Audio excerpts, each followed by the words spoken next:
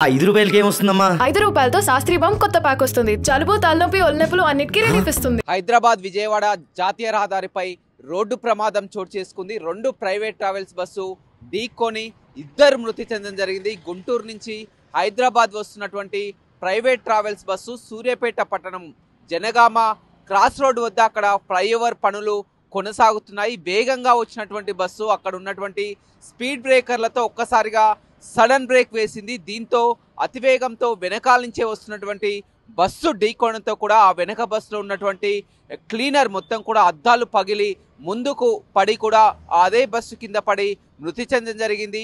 మరొక వైపు ముందు బస్సులో గట్టిగా ఢీకోవడంతో బస్సులో ఉన్నటువంటి వ్యక్తి హార్ట్ అటాక్తో కూడా మృతి చెందడం జరిగింది. 2 కూడా మృతి చెందడం జరిగింది. మరొక 5గురికి గాయాలు కావడం జరిగింది.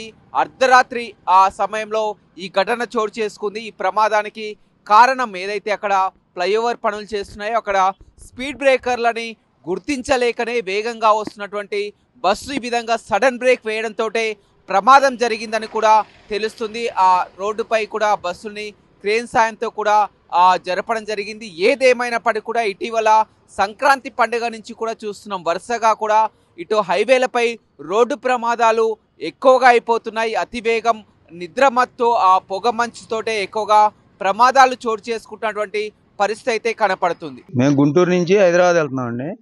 ఈ డైవర్షన్లో స్పీడ్ బ్రేకర్ దగ్గర నేను స్లో అయితే ఈ బండి వచ్చి వెనకమాల గుద్దుకుంది. అంతకు మించి నాకేం తెలియదు.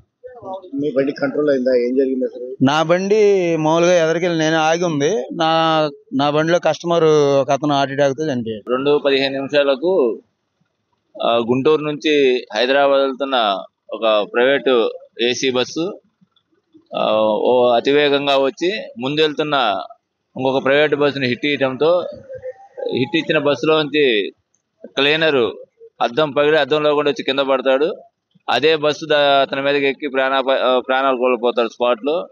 ఎదురుగా ఢీ కొట్టిన బస్సులో కూడా వ్యక్తి ఈ యొక్క యాక్సిడెంట్ కి బస్సులో అతను కూడా చనిపోయాడు. ఈ ప్రమాదం అంతా కూడా అతివేగంగా జరగడం వల్ల జరిగింది. దీనికి 2 కూడా డెడ్ బాడీలు 2 కూడా మనం ప్రభుత్వ ఆసుపత్రికి షిఫ్ట్ చేసాము.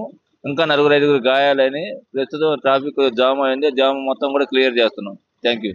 మరిన్ని వీడియోస్ కోసం ఛానల్ ని సబ్స్క్రైబ్ చేయండి. లేటెస్ట్ అప్డేట్స్ కోసం వాట్సాప్ ఛానల్ ని ఫాలో అవ్వండి. ఆ లింక్ డిస్క్రిప్షన్ లో ఉంది.